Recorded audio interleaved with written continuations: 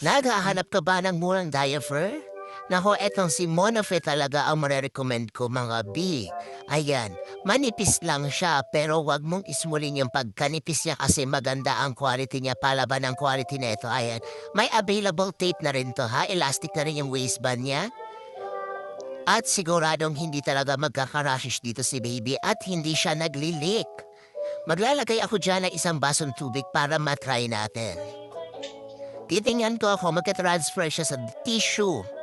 Ayan. Kaya ang talaga kung gusto mo talaga makamura, so eto na magkano lang ang isa neto.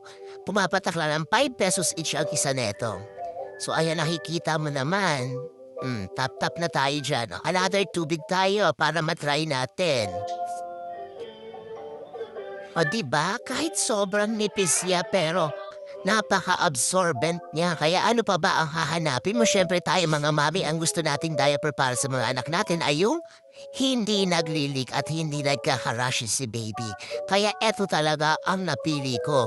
Shit, napahanga talaga ako sa quality nito. Ayan, kahit anong tap-tap natin dyan, hindi talaga siya nagka-transfer sa tissue.